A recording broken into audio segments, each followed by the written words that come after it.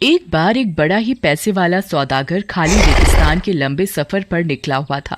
एक बार वो थककर और गर्मी से परेशान होकर थोड़ी देर आराम करने के लिए किसी घने पेड़ों के नीचे रुक गया। तभी उसने एक पानी का छोटा सा तालाब देखा।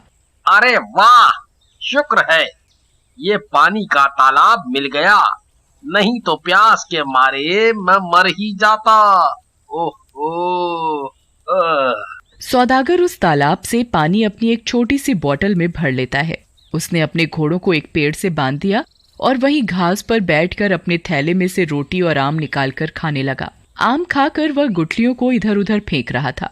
खाना खाने के बाद वो फिर अपने घोड़ों को लेकर आगे चलने को तैयार ही हुआ था कि उसके सामने एक भयानक भूतनी आ गई। उसके हाथ में एक बड़ी सी चमकती हुई तलवार थी। कहाँ जा रहे हो? रुको, मैं तुम्हें नहीं छोड़ूंगी, मैं तुझे मार डालूंगी। ओह भूतनी, मेरा कसूर क्या है? मेरा कसूर क्या है? भूतनी की आंखों से गुस्सा बरस रहा था। तुमने मेरे बेटे का खून किया है।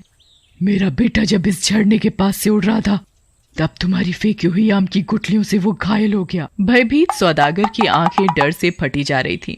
उसने गिड़गिड़ाकर भूतनी से माफी मांगी, पर भूतनी किसी भी तरह उसे छोड़ने को तैयार नहीं हुई।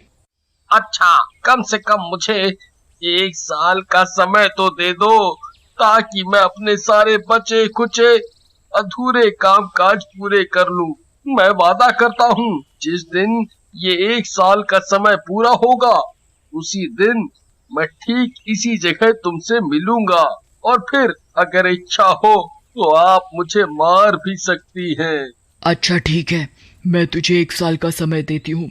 जा, अपना अधूरा काम पूरा करके आ, लेकिन याद रखियो, मुझसे भागने की कोशिश मत करना। अगर तू अपने वादे पर यहाँ नहीं आया तो तू जहाँ भी होगा मैं तुझे ढूंढ निकालूंगी। इतना कहकर भूतनी गायब हो गई और सौदागर जल्दी से अपने घोड़े पर सवार होकर आगे बढ़ा। सफर पूरा करके जब वो घर पहुंचा तो उसके डरे हुए चेहरे और थके थके शरीर को देखकर उसकी बीवी और बच्चों को हैरानी हुई। सौदागर ने जब उन्हें भूतनी वाली बात बताई तो उन्हें बहुत बुरा लगा। सौदागर जानता था कि भूतनी से बचने का अब कोई रास्ता नहीं है, इसलिए वो अपने काम निपटाने में लग गया। और जिस दिन 1 साल का समय खत्म होने को आया, वो बहुत दुखी मन से अपने बीवी और बच्चों से विदा हुआ। सुनो, अब मैं चलता हूँ, 1 साल का समय पूरा हो चुका है। सभी बहुत दुखी होते हैं। सब उसे रोकना चाह रहे होते हैं पर रोक नहीं पाते। जब वो रेगिस्तान में उस पानी के तालाब के पास पहुंचा, उसी वक्त वहां एक बूढ़ा आदमी पहुंचा, जिसके पीछे पीछे एक कबूतरी चल रही थी। तुम यहाँ क्या कर रहे हो? सौदागर ने उसे सारी बात बताई। वो दोनों बात कर ही रहे थे कि एक और बूढ़ा 2 लोमड़ियों के साथ वहां आया और उसको भी सौदागर ने अपनी कहानी सुनाई। दोनों बूढ़े सौदागर का मन अपनी बातों से बहला ही रहे थे कि अचानक वहां हवा से धुएं का एक भवंडर बना और उसमें से वो भयानक भूतनी निकल कर आई। उसने आते ही सौदागर से कहा, अब मैं आ गई हूँ, अब मैं तुझे नहीं छोड़ूंगी। तू अब मेरे हाथों से नहीं बचेगा। अब 1 साल का समय पूरा हो चुका है। अब मैं तुझे मार दूंगी क्योंकि तूने मेरे बेटे को चोट पहुंचाई है। भूतनी की बात सुनते ही कबूतरी वाला बूढ़ा भूतनी के पास गया। आप इस आदमी को मत मारो, पहले मुझे अपनी एक कहानी सुनाने दीजिए, और अगर आपको पसंद आए तो आप इस आदमी को माफ कर देना। भूतनी को कहानी सुनने का बड़ा शौक था, इसलिए उसने कहानी सुनने के लिए हाँ कर दी। बूढ़े ने अपनी कहानी कहनी शुरू कर दी। हे भूतनी, ये कबूतरी जो आप देख रही हो, वास्तव में ये मेरी पत्नी है। मैंने जब इससे शादी की थी तब ये बड़ी खूबसूरत थी, और हम दोनों ने खुशी खुशी एक दूसरे के साथ कई साल बिता लिए। पर इससे मेरी कोई संतान नहीं हुई, इसलिए मैंने दूसरी शादी कर ली, जिससे मेरा एक लड़का पैदा हुआ। मगर तभी से मेरी पहली पत्नी को मेरी दूसरी पत्नी और मेरे बेटे से जलन होना शुरू हो गई। बहुत साल बीत गए, मेरा बेटा भी बड़ा हो गया और मेरी पहली बीवी ने उन दोनों को मारने का फैसला कर लिया।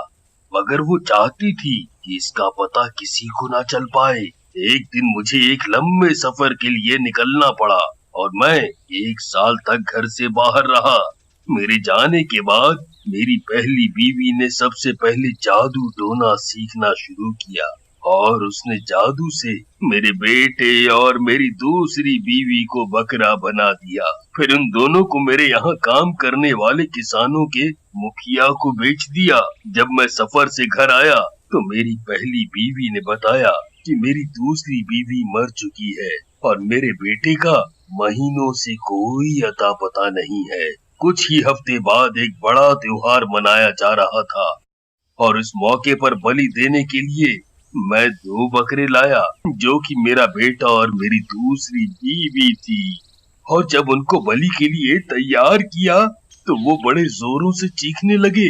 मुझे देखकर बड़ा आश्चर्य हुआ कि उनकी आंखों से लगातार आंसू बह रहे थे। मुझे उस बेचारी पर जाने क्यों बड़ी दया आ गई और मैंने उनकी बलि नहीं दी। पर मेरी पत्नी गुस्से में आकर मुझे भला बुरा कहने लगी।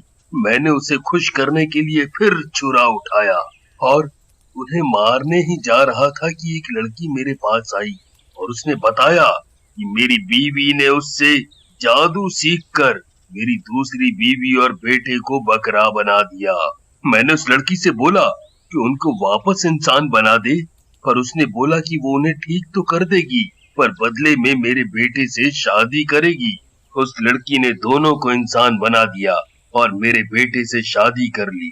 कुछ दिनों बाद फिर उस लड़की ने अपने जादू से मेरी पहली बीवी को कबूतरी बना दिया।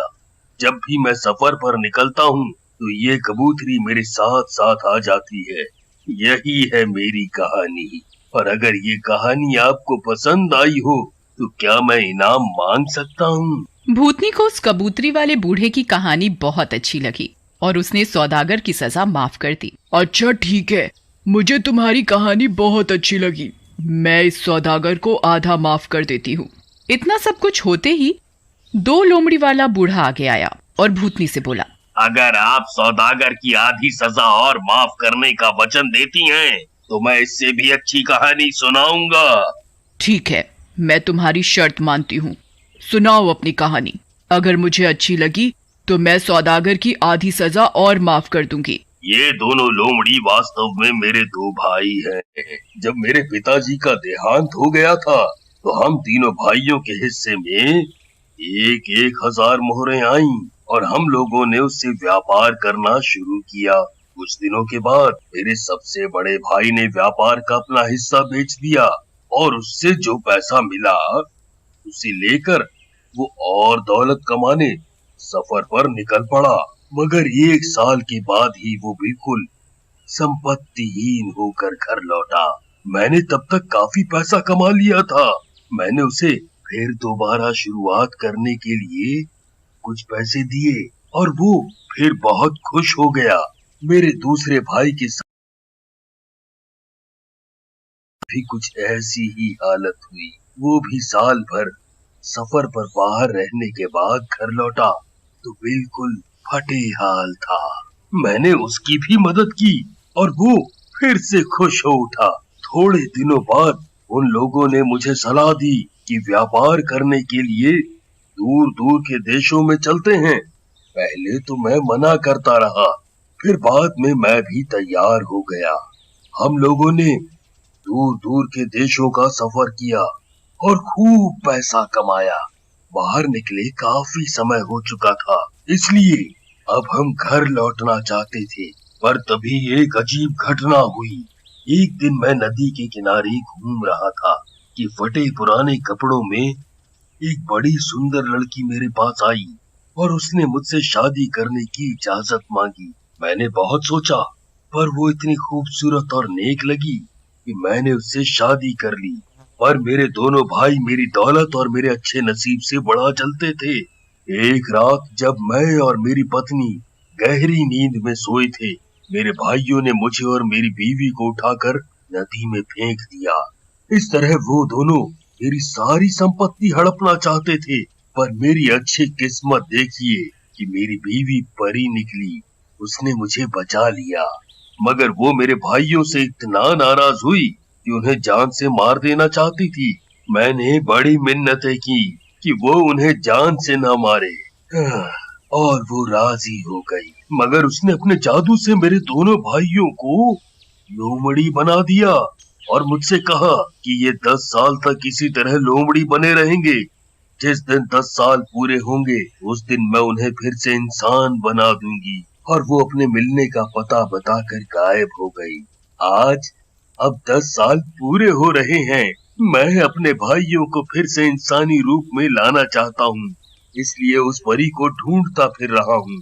हे भूतनी, यही है मेरी कहानी, और अगर आपको ये पसंद आई हो तो मैं निवेदन करता हूँ कि सौदागर की आधी सजा और माफ कर दो। अरे वाह, मुझे तुम्हारा भी किस्सा बहुत पसंद आया।